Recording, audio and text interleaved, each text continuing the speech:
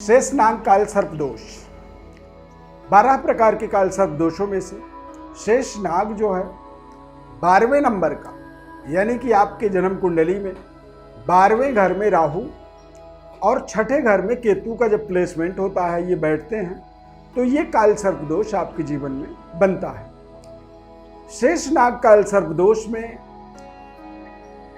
जीवन के अंदर गुप्त शत्रुओं का भय बन जाता है। 12वें घर का राहु व्यक्ति को लड़ाई में हार करवाता है और बदनामी का एक धब्बा बना देता है। जीवन में आंख से संबंधित परेशानी उत्पन्न करता है और ऐसे व्यक्ति का जीवन में जब जीवन अंत हो जाता है, मृत्यु के उपरांत उसे बड़ी यश कीर्ति की प्राप्ति होती है। शेषनाग काल सर्प दोष का संपूर्ण विश्लेषण इस खास कार्यक्रम में करेंगे। मैं श्री अरविंद व्रत ज्ञान चैनल में आपका बहुत बहुत हार्दिक स्वागत करता हूं। नमस्कार, जय माता दी, जय श्री राम। प्रिय दर्शकों, शेषनाग काल सर्प दोष आपके जीवन में यदि बना हुआ है तो इसे आपको समझना बहुत जरूरी है। इसका अंत में उपाय बताएंगे आपको। चैनल को आप सब्सक्राइब जरूर कर लीजिए और इस कार्यक्रम को लाइक जरूर कर दीजिए।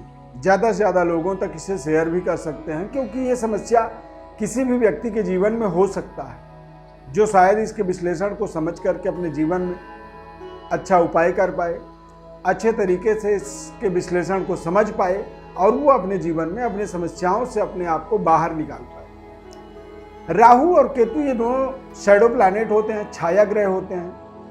इनका प्रभाव, फल देने की ताकत तेज गति से होता है। ये बहुत तीव्र गति से व्यक्ति के जीवन में अपना असर डालते हैं। इसीलिए इसका विश्लेषण को समझना भी परम कर्तव्य है और उसका उपाय भी यदि आप कर पाएं तो जरूर उससे आपको लाभ भी मिलता है। द्वादश भाव दरअसल जीवन में व्यय होता है, यानी कि हमारी आमदनी का जो हम व्यय करते हैं, इन्वेस्टमेंट करते हैं, खर्चे करते हैं, तो खर्चों का संतुलन ही जीवन को सही तरीके से आगे बढ़ने में, विस्तार करने में, जीवन के वृद्धि होने में सहयोग करता है। कई बार आप अपने महत्वपूर्ण अर्निंग को, कमाई को घर के रूप में इन्वेस्टेड करते हैं, या फिर कोई कारोबार, व्यापार के रूप में, या फिर कोई इंटरेस्ट प्राप्ति के हिसाब से शेयर मार्केट में, SIP में, तमाम जगहों पर आप कोई ना कोई, किसी न किसी माध्यम से पैसों को इन्वेस्ट करते हैं और ये काल सर्प दोष इन्वेस्टमेंट को फंसाता है, उलझाता है, जो रिटर्न जितनी मिलनी चाहिए उतनी मात्रा में वापस मिलने नहीं देता है। 12वें घर का राहु और 6ठे घर का केतु ये कई बार व्यक्ति को जीवन में बेवजह मित्र भी शत्रुवत व्यवहार करने लगता है। आंखों से संबंधित परेशानी होती है, कम समय में चश्मे लग जाते हैं, आंखों का जो विजन होता है वो धीरे धीरे कमजोर होने लगता है और व्यक्ति को अपने जीवन में इन समस्याओं के कारण से निगेटिविटी का बढ़ावा महसूस होता है। जैसे लगता है कि हर तरफ नकारात्मकता ही दिखती है। ऐसे परिस्थिति में कई बार नकारात्मक सोच वाले लोग ही आपके आसपास ज़्यादा आपके निकट आने की कोशिश करते हैं, जिससे आपके जीवन में नकारात्मकता बढ़ती है। इसीलिए इस काल सर्प दोष से बचना बहुत जरूरी है। इस काल सर्प दोष में कई बार आप देखेंगे तो आप बेवजह कर्जे लेते हैं और उन कर्जों का सही समय पर निपटारा न होने के कारण से आप उसके इंटरेस्ट को भरने के लिए बाध्य हो जाते हैं। तो शेषनाग काल सर्प दोष आपके जीवन में इस तरह से आपको समस्याओं में फंसाता है, उलझाता है और इसके दो पहलुओं को समझना जरूरी होता है। 12वें घर में राहु और 6ठे घर में केतु का जब प्लेसमेंट होता है तो उस हिसाब से देखेंगे तो 12वें घर से यदि 6ठे घर तक सारे ग्रह बैठ जाए तो ऐसे व्यक्ति के जीवन में पद प्रतिष्ठा के विस्तार में कमी होती है। अच्छे परिश्रम, मेहनत, अच्छे डेजिग्नेशन के बाद भी जो सम्मान मिलनी चाहिए वो सम्मान का अभाव रहता है। वाणी दोष बनता है ऐसे व्यक्ति के जीवन में और कुटुंब परिवार को लेकर के भी कुछ ना कुछ कसमकस, लड़ाई झगड़े निरंतर चलते रहते हैं। ऐसे व्यक्ति के जीवन में नौकरी बार बार लगती है, छूटती है, और इंफ्रास्ट्रक्चर, कंस्ट्रक्शन, कोई भी चीज़, नवनिर्माण कार्यों में बहुत ही संघर्ष करना पड़ता है।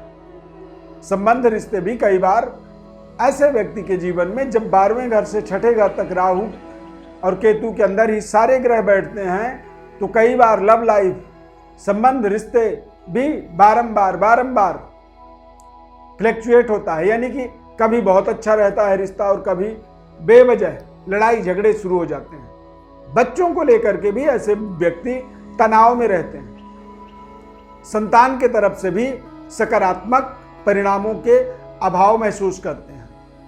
अब यदि 6ठे घर में केतु और 12वें घर में राहु बैठा हो और 6ठे घर से लेकर के 12वें घर तक ही सारे ग्रह बैठ जाएं, तो व्यक्ति के जीवन में, वैवाहिक जीवन के अंदर बेवजह बाधाएं आती हैं। भाग्य के उदय में गति अवरोध उत्पन्न होता है और करियर कार्य क्षेत्र में भी बारंबार दिक्कत, परेशानियों का सामना करना पड़ता है।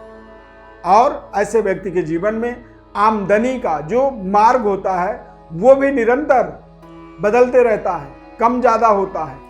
और जब आपकी आमदनी में अस्थिरता हो जाती है, निरंतरता का अभाव हो जाता है, तो वहाँ पर भी आपको अपने संतुलन, अपनी आर्थिक व्यवस्था को बनाए रखने के लिए बेवजह संघर्ष करने पड़ते हैं। अब सामने वाला तो देख रहा है कि आपके काम बहुत अच्छे चल रहे हैं, लेकिन जब आप से वो कोई उम्मीद करता है, उसके उम्मीद के अनुसार आप व्यवहार नहीं कर पाते हैं, तो ये एक मानसिक परेशानी का कारण बन जाता है। और ऐसे परिस्थिति में कई बार अपनों से लड़ाई लड़ना पड़ता है। यानी कि आप अपने ही भाई बहन, परिवार, फैमिली के अंदर लोगों की डिमांड को पूरी नहीं कर पाते हैं। लोगों को लगता है कि बड़ी आमदनी है व्यक्ति के पास, पर फिर भी ये हमारा साथ नहीं दे रहा है। मतलब वो आपको बेवजह मित्र के बजाय दुश्मन की तरह आपके साथ व्यवहार करने लगते हैं। शेष नाग काल सर्प दोष जब बनता है, तो इस काल सर्प दोष के उपाय के लिए भगवान विष्णु की आराधना करना जरूरी होता है। भगवान राम की आराधना आप कर सकते हैं। ओम नमो भगवते वासुदेवाय नमः, इस मंत्र का आपको जप करना चाहिए। और आप अपने पूजा स्थल पर या फिर आप अपने ऑफिस में भगवान विष्णु का लक्ष्मी जी के साथ, जो समुद्र में, क्षीर सागर में सोया हुआ और जहाँ पे शेषनाग उनको इस तरह से अपने ढका हुआ होता है फन से, इस तरह की जो तस्वीर होती है, उसका आपको अपने जीवन में ज़्यादा से ज़्यादा प्रयोग करना चाहिए। नाग पंचमी वाले दिन कुल देवता की आपको पूजा करनी चाहिए, रुद्राभिषेक करनी चाहिए, ओम नमः शिवाय का जप करनी चाहिए। महामृत्युंजय का जप भी, यदि ज़्यादा जीवन में समस्या है तो महामृत्युंजय का आप जप करवा सकते हैं। जो महामृत्युंजय का जप आपके सभी नवग्रहों की शांति करता है और काल सर्प दोष जैसे विकराल संकट से आपको बाहर निकालता है। ध्यान रखें, काल सर्प दोष का मतलब संपूर्ण ग्रह जब एक तरफ ही होंगे तभी उसको पूर्ण काल सर्प दोष माना जाता है।